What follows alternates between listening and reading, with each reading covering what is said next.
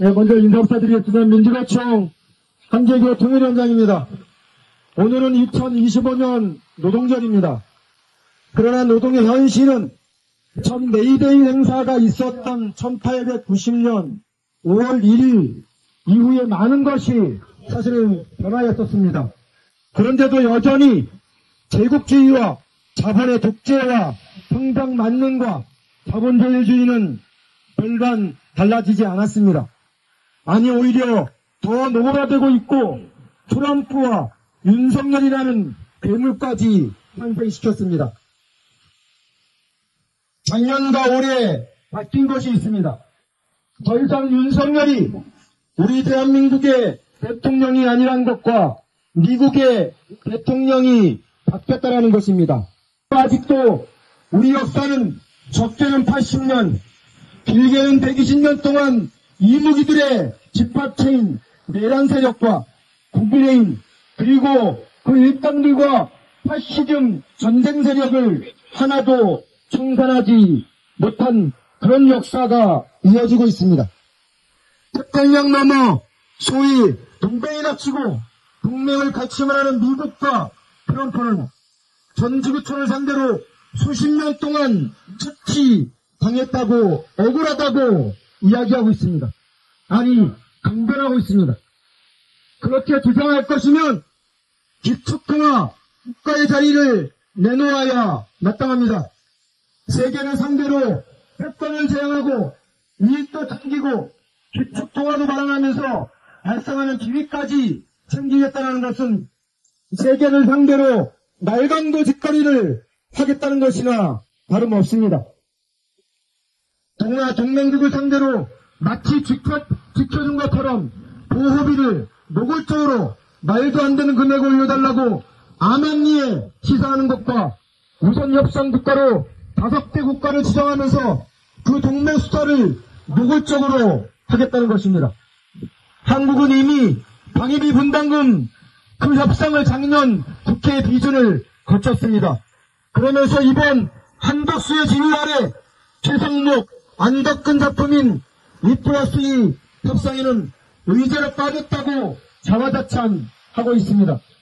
그런데 그렇게 노골적으로 미국과의 관세를 비롯한 협상에 무엇이 급해서 협상을 빨리 진행하려 합니까? 관세 전쟁에서 미국의 요구에 부합하지 않고 설령 낮게 책정해서 협상 결과를 가져온다 해도 그것은 이미 없는 것을 내어주는 악의적 협상물이 될 것입니다.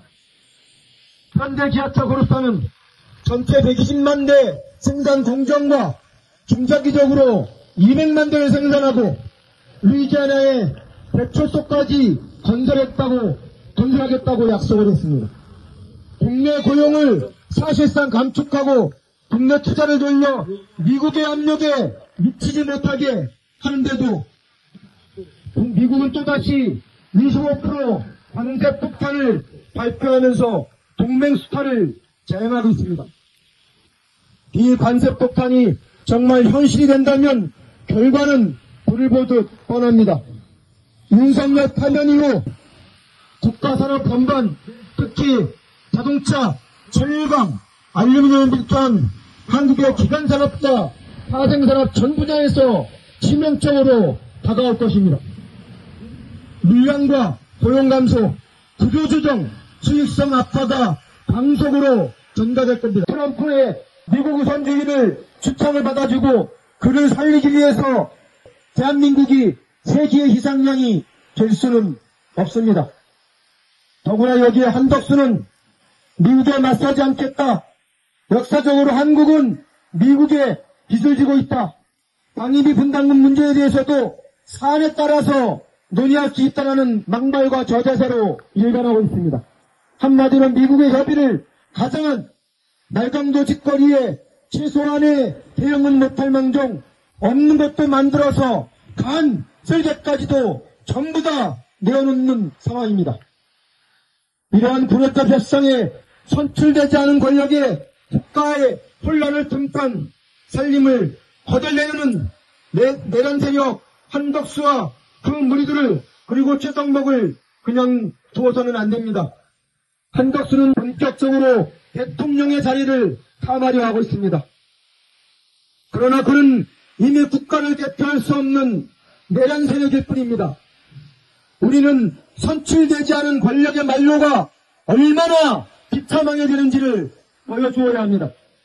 미국은 전 세계 70여 개국을 대상으로 내던진 공격적인 관세 폭탄에 대해서 중국을 제외한 나머지 국가에 대해서 70일간 관세를 유예한다고 하면서 압박 강도가 가장 높은 1대1 협상을 벌이고 있습니다. 트럼프는 특히 한국에 대해 대미무역 흑자, 관세, 조선, 미국산 액화,天然가스, 그리고 알래스카의 가스관 납작과 한국의 자동차 배기가스까지 규제와 30개월 연령 이상의 미국산 제조기 수입 제한, 경제산업 전반뿐만이 아니라 군사적 보호에 대한 비용 지불과 대폭 인상 등 일괄 처리하겠다면서 원수와 쇼핑을 운운했습니다. 한국 경제를 미국의 할인 매장처럼 취급하고 그들의 경제, 재정, 무역, 그리고 군사상 부담과 자국의 부채를 동맹국에 전가해서 자국의 어려움을 타개하려는 노골적인 실패할 그런입니다. 이제는 좀 달라져야 합니다. 지배와 예속의 관계를 넘어 주권국가의 시민으로서 우리는 미국의 수탈 시도에 단연코 저항과 희생으로 맞서야 합니다. 우리는 동북아시아의 모든 국가가 대립과 적대가 아니라 화해와 평화의 원칙에 입각해 공존과 공동번영을 할 수 있도록 함께 도모해야 합니다. 중국, 러시아, 북한을 적으로 삼는 압박과 억지의 전략이 아니라 정부가 가져간 안보협력 체제와 집단 안보 체제를 구축해서 평화를 제도적으로 보장하는 그러한 길로 나가야 합니다. 전쟁을 막고 평화를 제도화하는 것만이 확단도와 동북아시아의 안전을 지키는 유일한 길을 우리 함께 명심합시다. 고맙습니다.